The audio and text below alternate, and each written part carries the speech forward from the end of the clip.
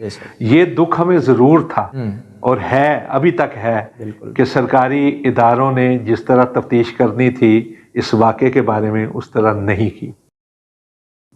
مجھے کہا کہ اپنا میں تھا اور ان کا بانجا بھی تھا کہ آپ نے آ کے ہمارے گھر پہ پہرا دینا ہے۔ علامہ شہید رحمۃ اللہ علیہ کے پاس جو لائسنسی اسلحہ تھا وہ انہوں نے دیا، پوری رات ہم پہرا دیتے رہے۔ اس پر بالکل علامہ صاحب کے گیٹ کے سامنے، گھر کے گیٹ کے سامنے ایک جیپ کھڑی، تو جیسے ہی ہم مڑے ہیں تو جیپ آگے کی طرف چل پڑی۔ تو علامہ صاحب نے گاڑی روکی، مجھے کہنے لگے کون نے؟ میں ان کے پیچھے چل پڑا، تو آگے جا کر وہ جیپ پھر واپس مڑی۔ تو میں جب وہاں تک گیا تو دیکھا کہ ایک اشتہار لگا ہوا تھا، یعنی وہ لوگ تھے علامہ شہید رحمۃ اللہ علیہ کے تنظیمی طور پر مخالفین، تو وہ اشتہار لگانا چاہ رہے تھے علامہ صاحب کے گھر کے اوپر۔ تو جب میں پریشان ہو گیا کہ علامہ صاحب کدھر گئے، تو تھوڑی دیر کے بعد علامہ صاحب آئے تو کہنے لگے کہ گورنر روز تک گیا ہوں، وہ بگا کر لے گئے ہیں۔ یہ اس انداز کی ٹوپی اس نے پہنی ہوئی تھی سر پہ، اور کلین شیو تھا، یہ نہیں کہ کوئی مولوی صاحب تھے یا اپنا، کلین شیو تھا، چھوٹی چھوٹی مونچھیں تھی، اونچے لمبے قد کا اس نے پہنی ہوئی تھی۔ اور اس وقت تک پولیس والے لوگ جو ہیں اپنی ڈیوٹی پہ آ چکے تھے، پولیس والوں نے دیکھ کے اس کو سیلوٹ مارا، اس کو جانتے تھے، اور سیلوٹ مارنے کا مطلب یہ ہے کہ وہ کوئی افسر تھا۔ محترم ناظرین کرام، السلام علیکم ورحمۃ اللہ وبرکاتہ۔ 30 مارچ 1987 کو علامہ احسان الہی ظہیر رحمۃ اللہ علیہ کو بم کے دھماکے سے شدید زخمی کر دیا گیا تھا، جو بعد ازاں 30 مارچ 1987 کو زخموں کی تاب نہ لاتے ہوئے سعودیہ کے ملٹری ہاسپٹل میں انتقال کر گئے تھے۔ انا للہ و انا الیہ راجعون۔ ہم نے اس پورے واقعہ کو ایک جگہ اکٹھا کرنے کی کوشش کی، جس میں ہم نے غازی اسلام مولانا رانا شفیع خان پسروری حافظہ اللہ تعالیٰ کی گفتگو کا سہارا لیا، جو اس واقعہ کے چشمدید گواہ ہونے کے ساتھ ساتھ علامہ احسان الہی ظہیر رحمۃ اللہ علیہ کے قریبی ساتھیوں میں سے تھے۔ ہم نے اس گفتگو کو چھوٹے چھوٹے ویڈیو کلپ کی صورت میں ایک ایک کر کے اپلوڈ کیا، جس میں ہم نے سنا کہ پھولوں کا وہ گلدستہ جس میں بارودی مواد نصب تھا، وہ سٹیج پر کس جانب سے آیا، کس طرف سے آیا، اور جب وہ پھٹا تو اس سے پہلے اس میں سے ایک شعاع خارج ہوئی، تو اس وقت علامہ صاحب رحمہ اللہ کی زبان پر کون سے الفاظ جاری تھے۔ پھر ہم نے یہ بھی سنا کہ دھماکے کے بعد وہاں پر کیا مناظر تھے، کیونکہ مذہبی نوعیت کا یہ پہلا واقعہ تھا کہ جس میں علماء کرام کو ٹارگٹ کیا گیا تھا۔ پھر ہم نے یہ بھی سنا کہ یہ افسوسناک واقعہ کس نے کروایا، کیونکہ کچھ علماء کرام نے تو ملزموں کے نام تک لینا شروع کر دیے تھے۔ اس کے بعد اس واقعہ کی تفتیش ہونا شروع ہو گئی، اور اس تفتیش میں یہ بات بھی زیر بحث آئی کہ پھولوں والا گلدستہ تو سرکاری ادارے میں تیار ہوا ہے۔ آج ہم اس واقعہ کے آخری کلپ کو سنیں گے اور سن کر اپنا اپنا موقف اپنائیں گے کہ آخر وہ کون سی طاقتیں تھیں جو اس آواز حق کو برداشت نہ کر سکیں اور اس آواز کو ہمیشہ ہمیشہ کے لیے خاموش کروا دیا۔ چلیں شروع کرتے ہیں۔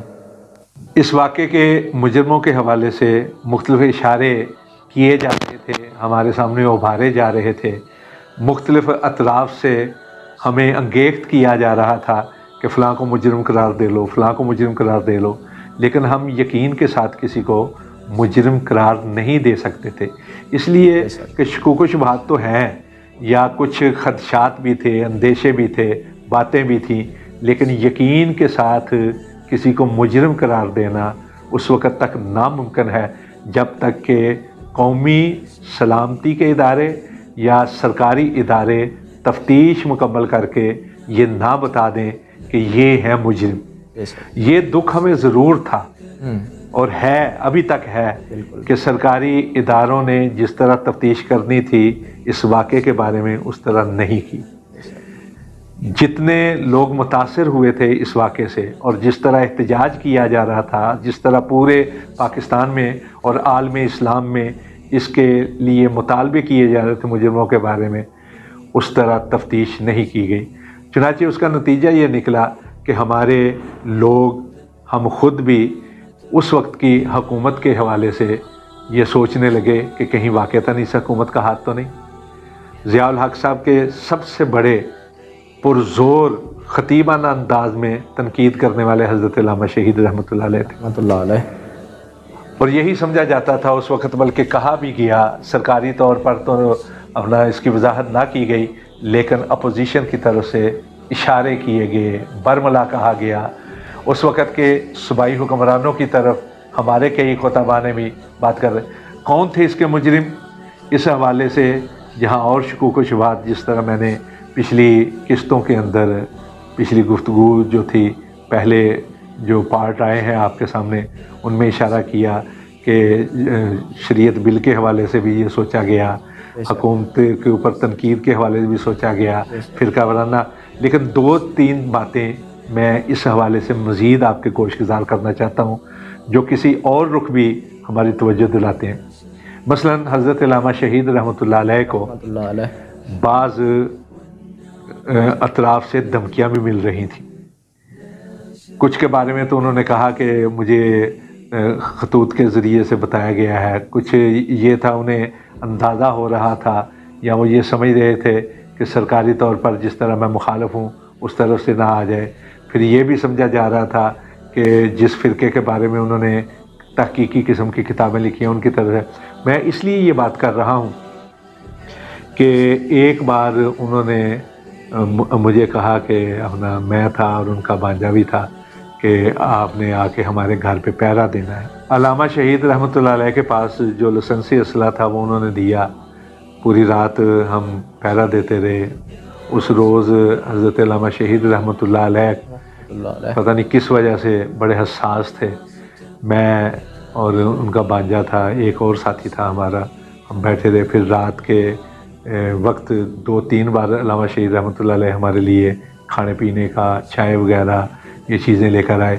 تو 475 شادمان، یعنی شادمان جو چوک ہے اس سے بائیں طرف جائیں تو وہاں گھر تھا حضرت علامہ شہید رحمۃ اللہ علیہ کا، تو اس میں ہم پوری رات جاگ کر پہرا دیتے رہے۔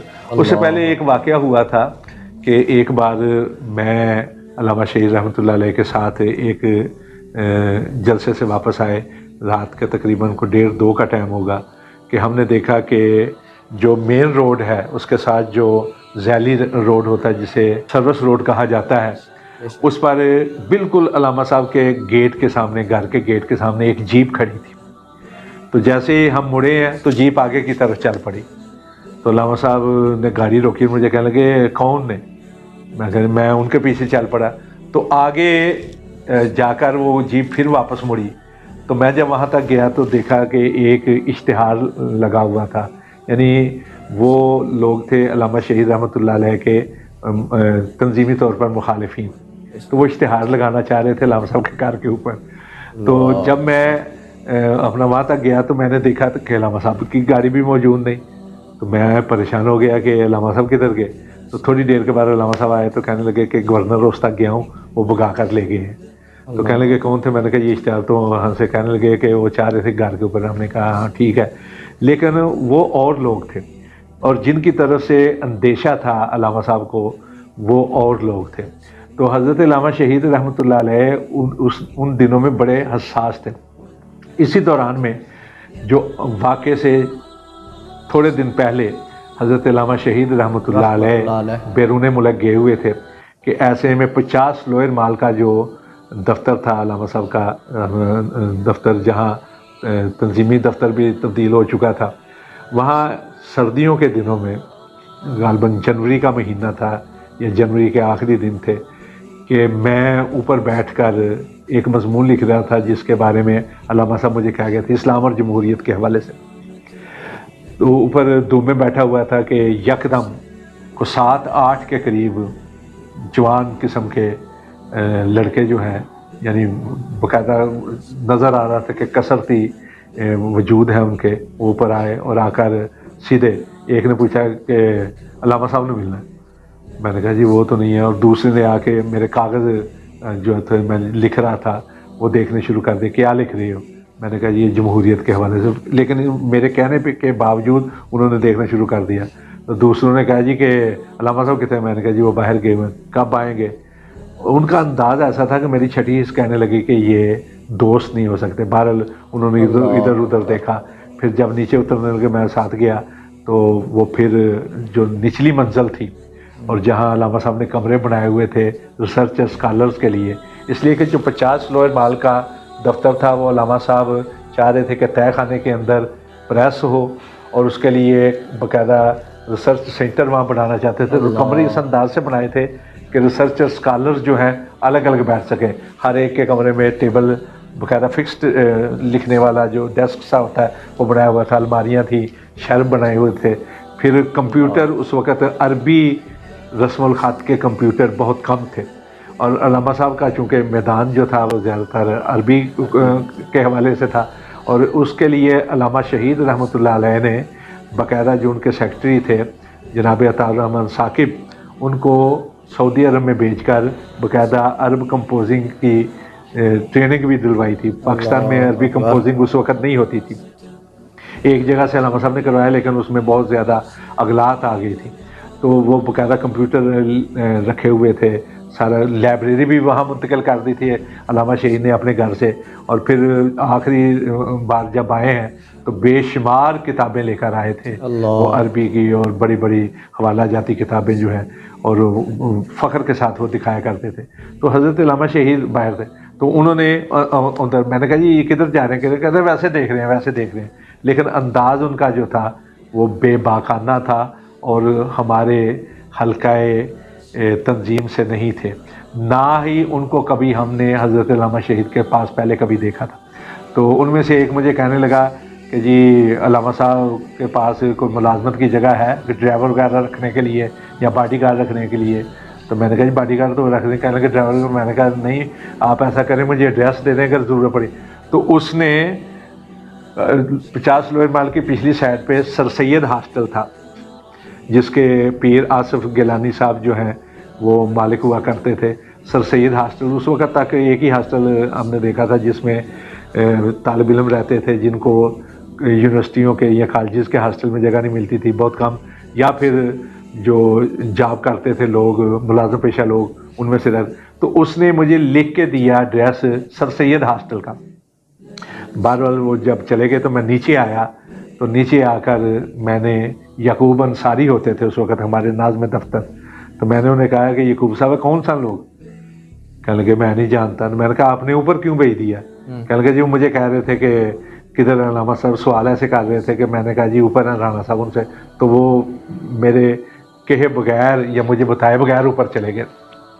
تو یہ ان کا انداز بڑا مشکوک آنا تھا.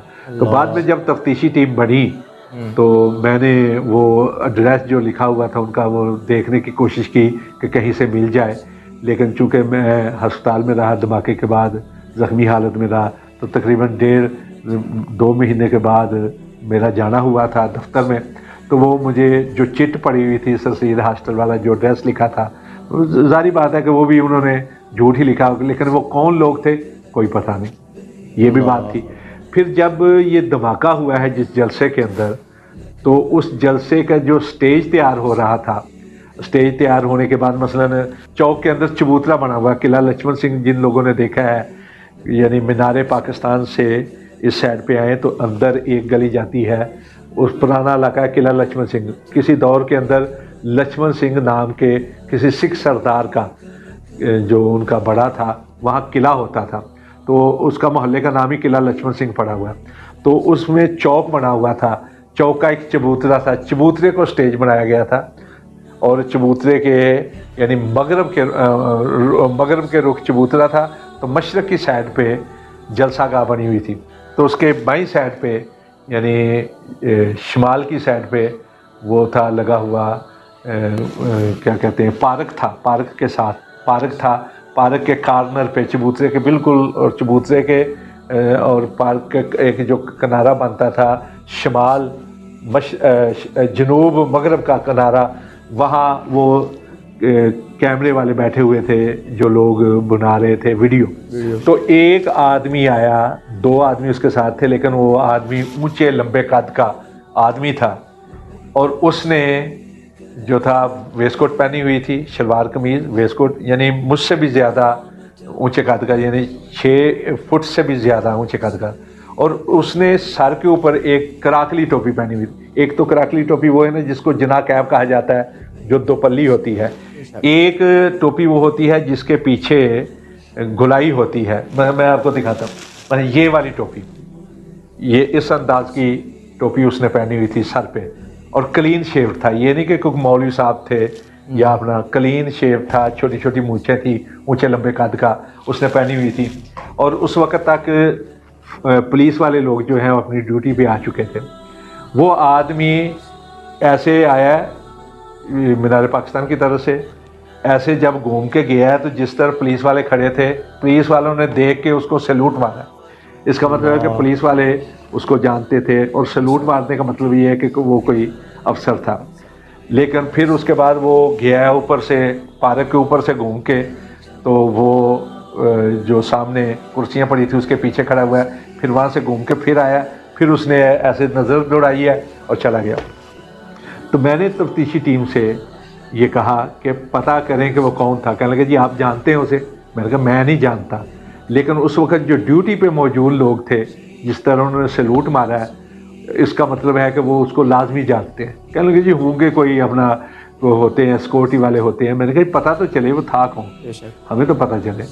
تو یہ بھی اپنا ایک اشارہ تھا جو میں نے ایک چشمدید کے حوالے سے پولیس والوں کے سامنے رکھا جو تفتیشی ٹیم بنی تھی، لیکن ہمیں آج تک یہ بھی نہیں پتہ چلا کہ وہ کون تھا۔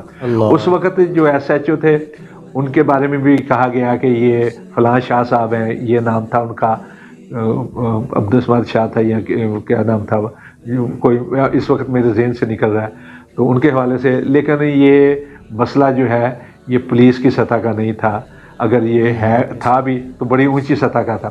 تو یہ ایسے اشارے تھے، ایسی لائنیں تھیں جو سوچنے پہ مجبور کرتی تھی، جو تفتیش کے لیے ضروری تھی کہ ان لائنوں پر کام کیا جائے، اس لیے کہ تفتیش جو ہے وہ شک کے سرے کو پکڑ کے اخیر تک پہنچتی ہے، اور شکوک جو ہے جب پیدا ہو، شکوک کئی حوالوں سے تھے، شک تھے، چھوٹے شک بھی تھے، بڑے شک بھی تھے، بعض کے لیے کچھ میٹیریل بھی تھا، بعض کے لیے کچھ تائیدی مواد بھی موجود تھے، لیکن ان تمام کے باوجود ہم یقین کے ساتھ نہیں کہہ سکتے کہ فلاں تھا، اس لیے کہ یقین کا مطلب ہوتا ہے کہ بالکل سامنے، علم الیقین سے بھی بڑھ کر حق الیقین کا درجہ ہے۔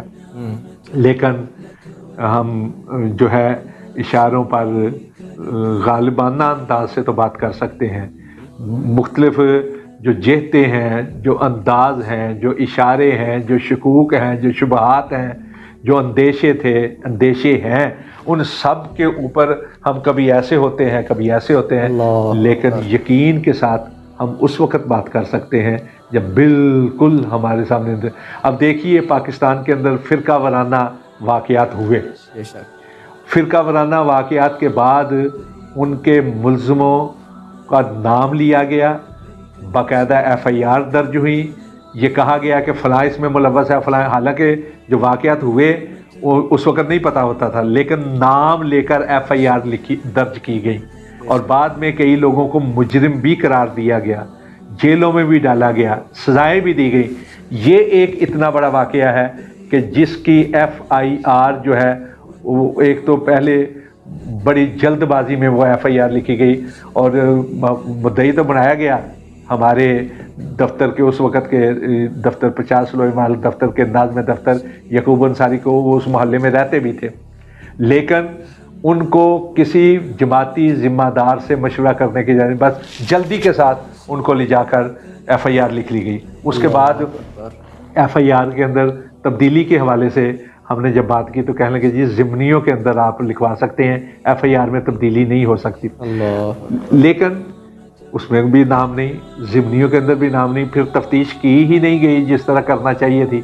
پھر یہ جو واقعہ ہوا، اس واقعے کی جو ویڈیو تھی ایک ہی ویڈیو بنی تھی، آج کے ماحول تو نہیں تھا، حالات نہیں تھے کہ جب ہر ایک موبائل کی اندر کوئی بھی ریکارڈنگ کر سکتا ہے، جو ویڈیو بنی اس کو بھی قبضے میں کر لیا گیا، اور بہت بعد میں کیس کر کے ہائی کورٹ کے ذریعے سے اس ویڈیو کو حاصل کیا گیا۔ اب جو ویڈیو بنانے والے تھے وہ دونوں شہید ہو گئے تھے، اللہ اکبر۔ سلیم اور محمد عالم دونوں سالہ بہنوئی تھے، دونوں شہید ہو گئے تھے موقع پر۔ اس کے بعد ویڈیو کو قبضے میں لے لے، اس میں کتنی ایڈٹ کی گئی ہے، کون آیا اس میں کوئی پتہ نہیں۔ اب جو ویڈیو آئی ہے ہمارے سامنے جس میں علامہ صاحب کی تقریر بھی ہے، جس میں مجھے بھی آپ دیکھیں گے کہ اسٹیج پر بیٹھا ہوں، علامہ صاحب کے ساتھ بیٹھا ہوں، مولانا حبیب الرحمن، یہ ایڈٹ شدہ ویڈیو بھی ہو سکتی ہے، اس لیے کہ بہت عرصے کے بعد یہ ہمیں دی گئی ہے۔ لیکن اس کے باوجود آج تک اتنا بڑا واقعہ ہوا ہے، اتنا بڑا واقعہ ہوا ہے، آج تک اس واقعے کے اوپر جس طرح تفتیش کی جانی چاہیے تھی نہیں کرتی، یہ بذات خود ایک بہت بڑا سوال ہے، اور اس کی وجہ سے آج تک ہماری تشفی نہیں ہوئی۔ اس کی وجہ سے شکوک و شبہات جو ہیں وہ بڑھتے چلے جا رہے ہیں اللہ اکبر۔ اور بڑھتے رہیں گے جب تک کہ مجرم ہمارے سامنے نہیں آ جائے۔ جی محترم ناظرین کرام، یقیناً میری طرح آپ نے بھی مولانا رانا شفیع خان پسروری حافظہ اللہ کی گفتگو سے ایک چیز کا جائزہ لیا ہوگا کہ وہ مایوس دکھائی دے رہے ہیں، کبھی اداروں سے، کبھی تفتیشی ٹیم سے، کبھی میڈیا سے، لیکن مومن کبھی نا امید نہیں ہوتا۔ ہم اللہ سے دعا گو ہیں کہ اللہ تعالیٰ علامہ احسان الہی ظہیر رحمۃ اللہ علیہ کو جنت الفردوس میں اعلیٰ مقام عطا فرمائے، آمین۔ ہم انشاءاللہ اس سلسلے کو مزید آگے بڑھائیں گے تاکہ علامہ صاحب کے متعلق جتنا بھی مواد ادھر ادھر بکھرا پڑا ہے اسے ایک جگہ اکٹھا کریں۔ آخر میں آپ لوگوں کی حوصلہ افزائی کا شکریہ۔ اپنا اور اپنے اس چینل کا خیال رکھیے گا۔ فی امان اللہ۔ السلام علیکم ورحمۃ اللہ۔